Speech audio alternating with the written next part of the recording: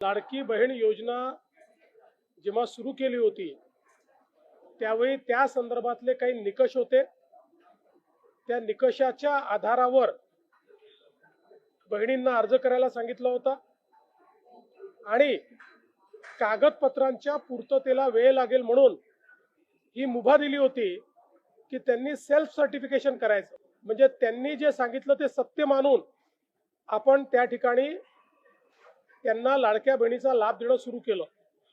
पण अर्थातच आपण ज्यावेळी कुठलाही सरकारी पैसा खर्च करतो त्यावेळी त्याचं सीएजीचं ऑडिट होतं आणि सीएजीच्या ऑडिटमध्ये निकषांप्रमाणे अर्ज आहेत की नाही याची माहिती द्यावी लागते आणि म्हणूनच योजना सुरू झाल्यानंतर आपण त्याचं केवायसी सुरू केलं आणि वेगवेगळे जे डेटाबेस होते त्याच्याशी कंपॅरिझन सुरू केलं, ज्याच्यामध्ये इन्कम टॅक्स विभागाकडनं आपण माहिती घेतली, सरकारचे जे काही कर्मचारी आहेत त्यांचं जिथनं पेमेंट होतं त्या पोर्टलमधनं आपण माहिती घेतली, जो काही आपला परिवहन विभाग आहे याच्यामध्ये मोटरची ओनरशिप कोणाकडे आहे, फोर व्हीलरची, याच्या डेटाबेसची माहिती घेतली, रेशन कार्ड याच्या डेटाबेसची माहिती घेतली आणि ही सगळी माहिती आपण ज्यावेळेस कोलेक्ट केली त्यावेळी असं लक्षात आलं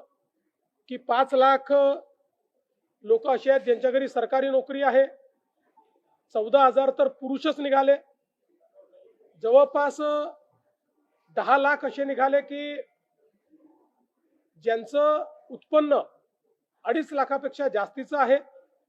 अशा वेगवेगळ्या डेटाबेसमध्ये जे लोक अपात्र झाले त्यांना आपण अपात्र केलेलं आहे। त्यासोबत आपण हे सांगितलं होतं केवायसी करून घ्या, म्हणजे जे काही माहिती तुम्ही सादर केलेली आहे ती आतापर्यंत सत्य मानण्यात आली, आता त्याची कागदपत्र द्या। पण मोठ्या प्रमाणात केवायसी झाली नाही। आता एक गोष्ट आपण लक्षात घ्या की ज्यांना अर्ज करता येतो, सेल्फ सर्टिफिकेशन करता येतं, त्यांना केवायसी करता येत नाही असं मानणं काही योग्य नाही। पण जवळपास 9 महिने सातत्याने पाठपुरावा केल्यानंतरही ज्यांनी केवायसी केली नाही ते अर्थातच कुठल्या तरी एखादा निकष पार पाडत नाही म्हणून त्यांनी केवायसी केली नाही।